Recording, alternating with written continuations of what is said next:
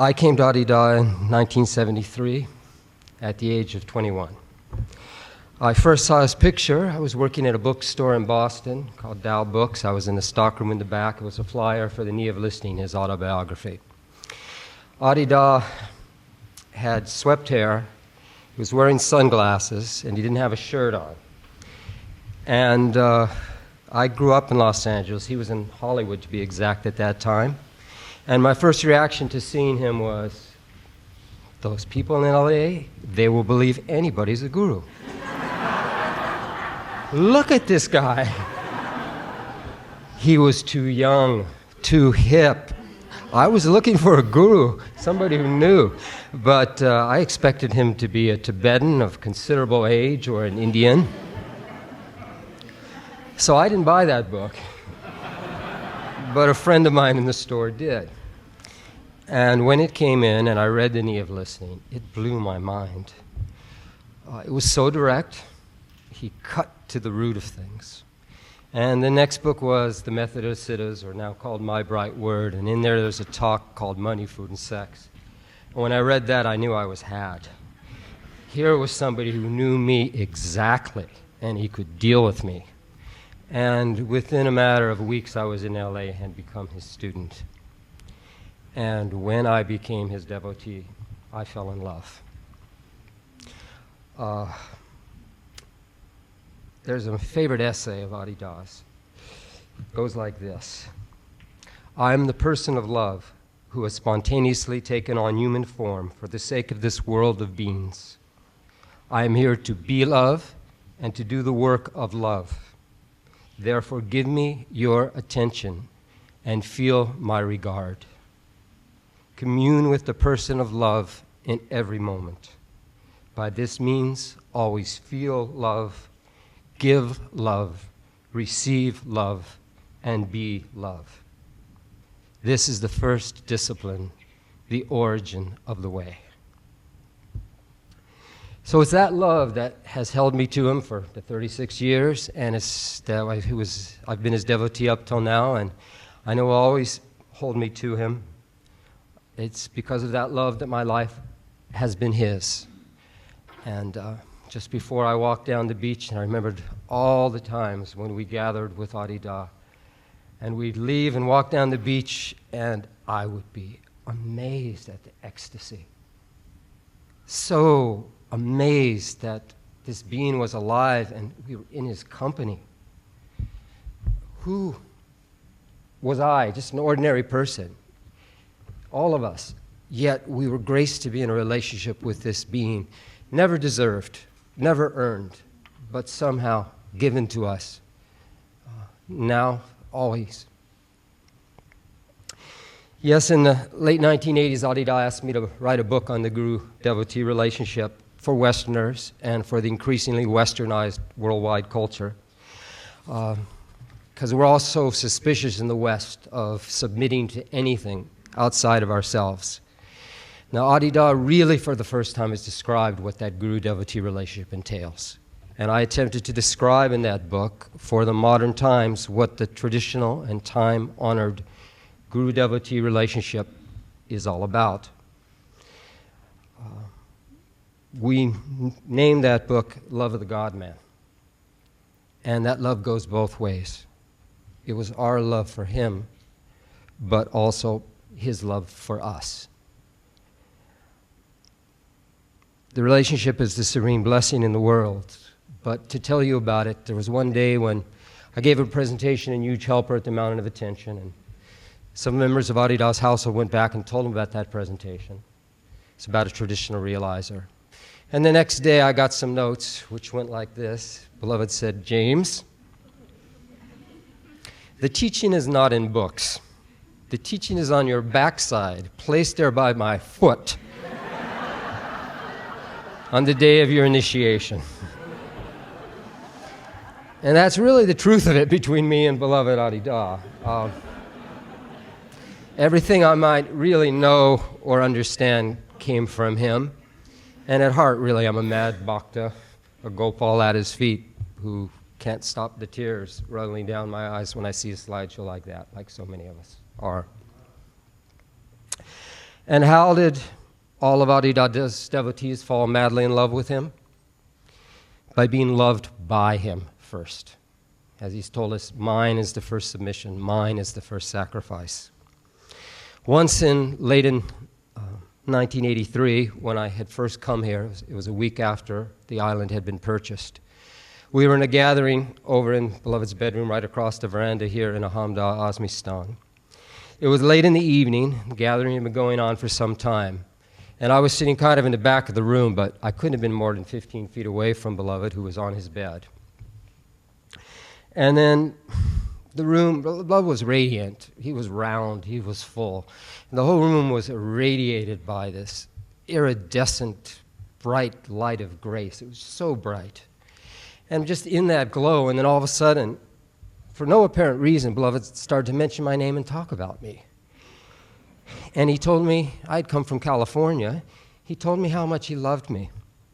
And he told me that he spoke about me every day.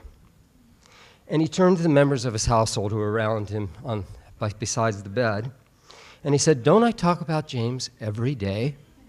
And they all nodded, yes, yes. And as he was speaking, Beloved Bhagavan was beaming, and he was communicating an intimacy really beyond words.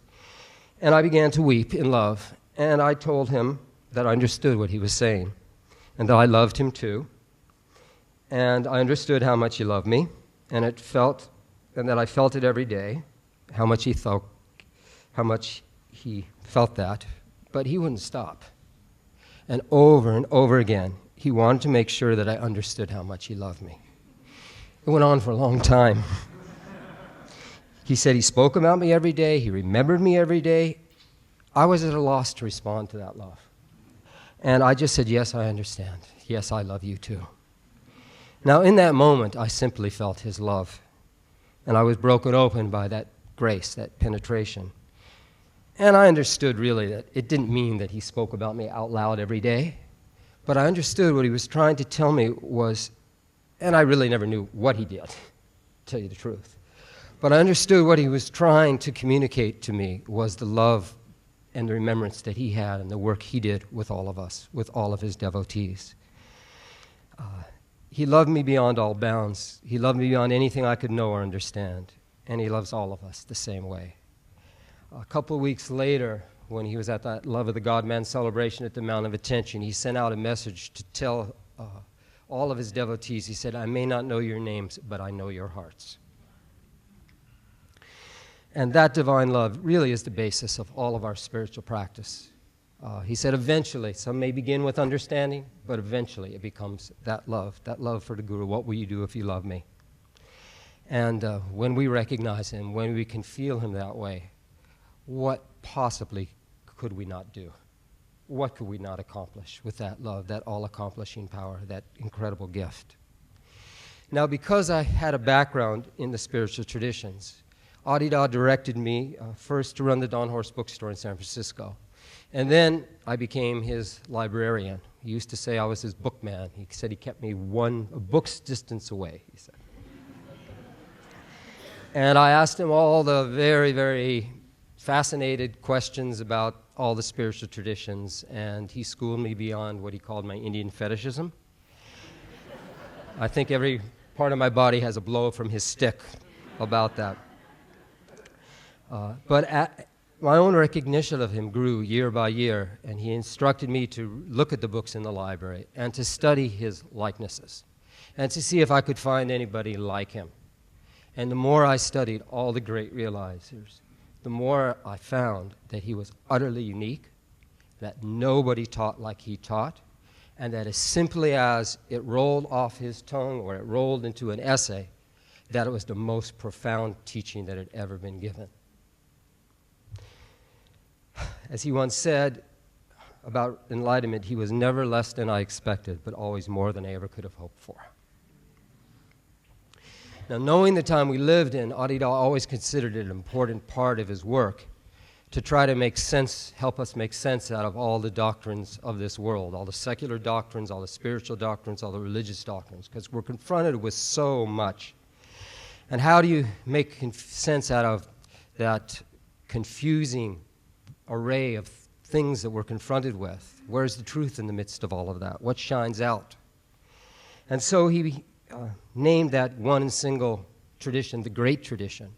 And he proceeded to create this extraordinary masterwork called the Basket of Tolerance, with Jonathan and I had the pleasure and many others of working with and helping to create by simply providing the books, in which he took thousands of books, DVDs, and CDs and arranged them according to the esoteric anatomy and the 7 stages that as he teaches them of the body, mind, and spiritual life, such that it provides a way to understand where everything fits in the whole, how it all comes together. And he told us so many times, and through all of his essays in that Basket of Tolerance, what is the usefulness of every tradition, and then where its limits are. Always so that we would be able to get beyond our confusion and find our way in the midst of it all. And then he also shows us how his was the completing, or 7-stage stroke, to bring a fullness to it all. I was also asked, because of my background and work with Adi Da, to say a little bit about his own lineage. And by virtue of his own realization, Adi Da became uniquely the master of his own lineage. And I heard him many times speak about Swami Rudrananda, who taught him about the descending yoga. And as he would speak of Rudy, Rudy taught him self-discipline. Adi Da was always grateful for him. And many times in the gathering, I heard Adi Da speak about Rudy, and tears would roll down his cheeks. And he would talk about my Rudy. Then there was Swami Muktananda, who taught Adi Da about the ascending yoga of the body-mind. And I was graced once to be an intermediary between Adi Da and Swami Muktananda. And in 1979, in South Fallsburg at his ashram in upstate New York, Adi Da had me arrange a meeting so it was just me and Swami Muktananda and his translator in conversation. And there was a letter from Adi Da that I read to Swami Muktananda. And Adi Da wanted me to do this so I could hear, without anybody else there, how Swami Muktananda really felt about it.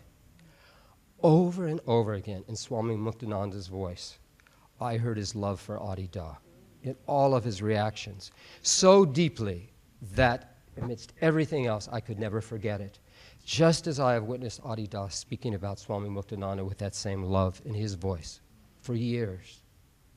Swami Nityananda, I can just say it in a word, Adi Da sometimes referred to Swami Nityananda as beloved Nityananda, just like we refer to Adi Da as beloved Adi Da. He would refer to Swami Nityananda that way. I also had the opportunity to be the intermediary with many of the luminaries. Adi Da sent me to meet people like the 16th Karmapa, the 17th Karmapa, Chandrasekhar, the Shankaracharya of Kanchi, Friar Bede Griffith, Young Kwang, the Mad Monk, and show Adi Da's pictures to these people and watch their faces get bright.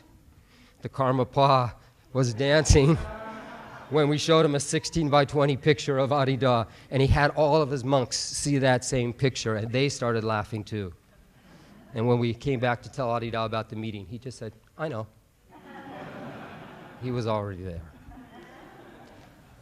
Okay, I think I've gone to my time limit, so let me say, in gratitude for a debt of love and blessing which I can never repay, I surrender before Adi Da Samraj.